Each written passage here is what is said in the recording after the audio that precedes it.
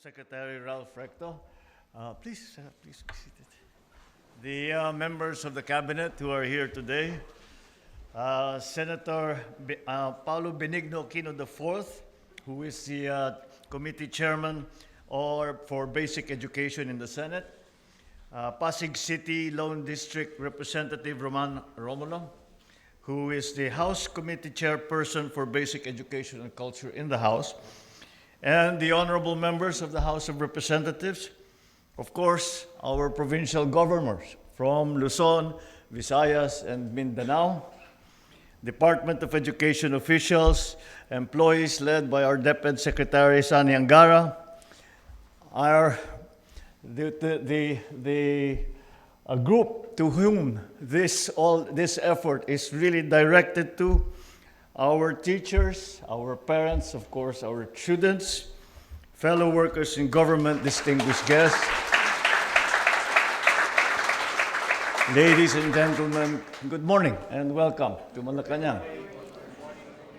So today we formalize the partnership between the DepEd and the different provinces around the country, and it is an effort to make sure that every Filipino student has a safe and decent classroom to learn in. I have seen many of the struggles that our students, our teachers, and our parents face when having to send their children to school. They are studying and dreaming of a better future in poorly built facilities, cramped spaces, and sometimes no facilities at all. As of December of last year, we have a classroom shortage that amounts to a stunning 145,000 units. How we have allowed this to become such a bad situation, I cannot understand. Dahil sa kakulangan ng silid-aralan, gumagawa tayo ng ilang shift na pasok para sa mga estudyante. Kaya yung iba madaling araw nang papasok at yung iba naman gabing-gabi na. At saka pa lang lalabas sa eskwela. Nandyan na rin ay mga mag-aaral na nagkaklase sa mga basketball court o kuminsan sa ilalim lang ng puno. And this is the gap that we must address urgently. It is the reason why this administration has been finding all kinds of alternative ways that we can immediately close this yawning gap. Because we cannot wait another 5 or 10 years to ensure that every student has a comfortable classroom. So we have initiated this partnership with the local government units. That is one of our strategies. We are changing the system because the process that we have now is much too slow. With this initiative, we can take a big bite out of that gap. And under this partnership, the DepEd will set technical standards, provide designs, and supply the funding for these classrooms. On the other hand, the LGUs will take the lead in their procurement and actual construction. Ang kakaiba nito, yung mga governor, naintindihan nila ito. Madalas ang national government nagbibigay sa inyo ng additional function, pero walang pondo. Well understood ng ating mga provincial leaders. Ito hindi. We are doing quite the opposite. You are being given an additional function. It is a function that you have actually asked for. Pero kami ang magbababa ng pondo sa inyo. So, yung pondo ng DepEd, ang pondo ng DepEd para sa classroom doon sa lugar ninyo, imbes na idadaan pa sa national government hanggat maaari, basta't kaya naman ng LGU, karamihan naman ng ating probinsya ay kayang-kaya magpatayo ng classroom, ay sa inyo na ida-download ang pondong yan para nakakatiyak naman tayo. Ang sabi ko nga sa kanila, sa lahat, sabi ko, paano yan? Baka magka-problema ulit sa ghost project at saka sa substandard. Sabi ko, hindi uubra yan pagka sa LGU. Hindi uubra yan. Dahil ang tao mismo ang kaharap ninyo. Pagka hindi magandang gawin ninyong trabaho, sisitahin kayo. Araw-araw kayo, gabi-gabi kayo kakatukin sa bahay ninyo. Sasabihin, ayusin ninyo yung problema. Kaya't malakas ang loob ko na magiging maayos lahat ng ating gagawin.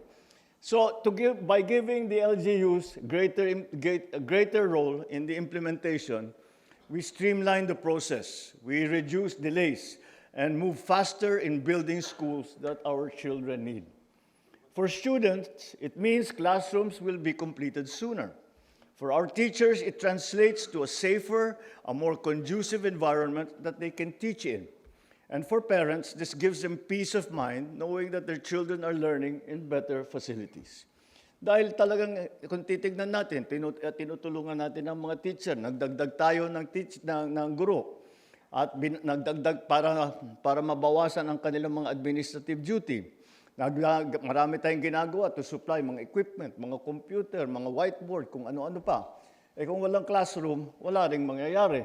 Kaya't kailangan talaga na gawan natin ng paraan upang mapabilis ang construction ng ating mga silid-aralan. This partnership supported, of course, in the 2026 GAA. This program has been allocated 85.39 billion pesos for basic education facilities.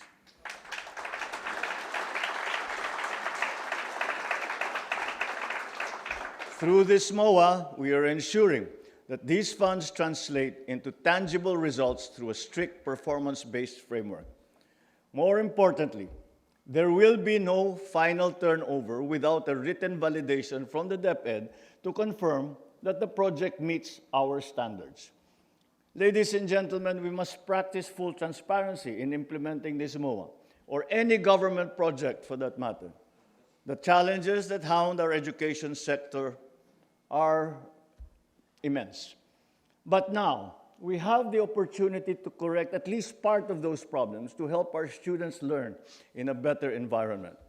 So the first tranche of the nationwide classroom construction program, we have programmed 9.6 billion pesos for this new program. And of this fund, 4.1 billion pesos is allocated for our provincial governments for the construction of approximately 1,200 classrooms. The DepEd will also procure about 2,800 prefab classrooms with an estimated value of more than 5 billion pesos. In total, the first tranche will deliver 4,000 new classrooms nationwide, which we hope will directly improve the daily learning and teaching experience.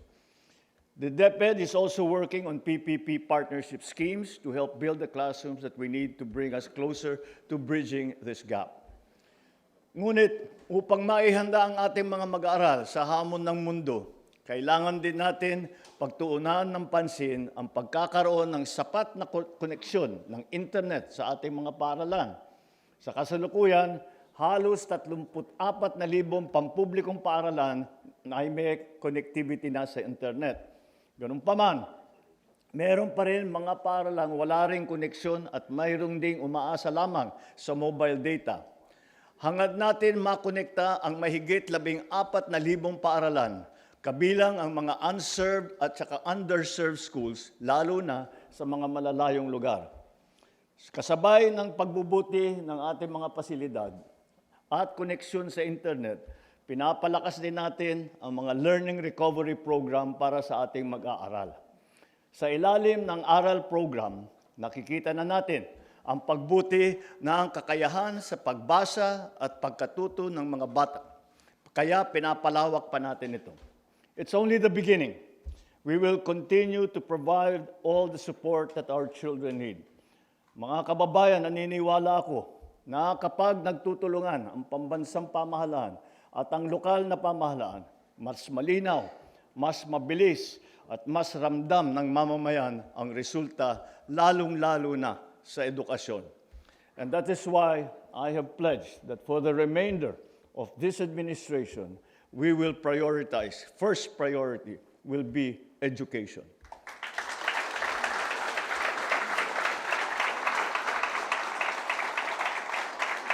Let us all work together as we ensure that our children will get the education that they deserve in this age of bagong Pilipinas.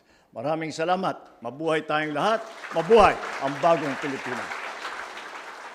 Thank you, Mr. President.